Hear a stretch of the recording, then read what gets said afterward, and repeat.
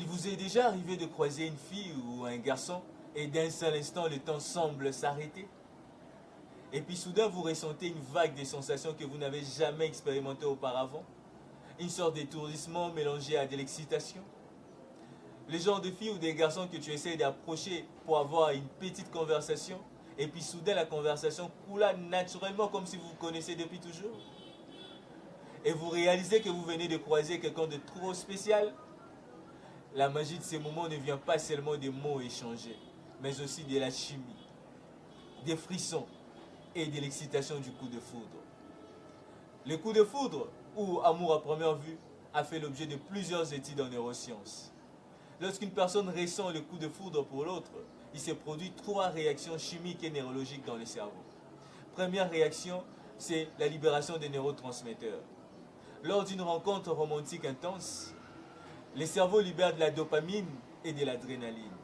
La dopamine est associée au système de récompense du cerveau, procurant ainsi du plaisir et d'euphorie. Tandis que l'adrénaline augmente les rythmes cardiaques, procurant ainsi de l'excitation. Deuxième réaction dans le cerveau, c'est l'activation de certaines zones cérébrales. Des études d'imagerie montrent que le coup de foudre active deux noyaux dans le cerveau. Le premier noyau, c'est le noyau d'accumbens, associé au plaisir et à l'excitation. Le deuxième noyau que le coup de foudre active, c'est l'amygdale, associé aux émotions. Cela renforce les liens émotionnels et l'attraction physique. Troisième réaction dans le cerveau, c'est l'effet sur le jugement. Pendant des moments d'intense attraction, la partie du cerveau responsable du jugement critique, appelée le cortex préfrontal, est moins active. Raison pour laquelle les gens prennent des décisions impulsives et idéalisent souvent l'autre personne. Vous venez de comprendre que la magie des coups de foudre ne doit pas nous empêcher de voir les ombres qu'ils portent. Car le coup de foudre est une danse entre la passion et l'imprudence.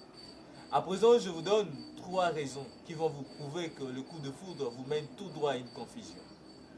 Première raison, c'est l'idéalisation de l'autre personne.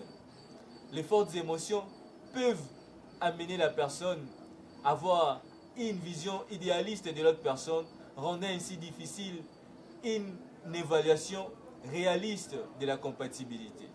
C'est pas pour rien, disait Jules César, que le coup de foudre est une illusion qui doit être confrontée à la réalité. Deuxième raison, c'est la pression émotionnelle. L'intensité des sentiments initiaux peut amener une pression, peut créer une pression émotionnelle pour que la relation puisse progresser trop rapidement, alors que les deux partenaires ne se sont pas encore pleinement connus. Troisième raison, c'est la dépendance émotionnelle. Les niveaux élevés de la dopamine et d'autres hormones peuvent provoquer une dépendance émotionnelle, rendant ainsi difficile une prise de recul nécessaire pour une évaluation saine de la relation.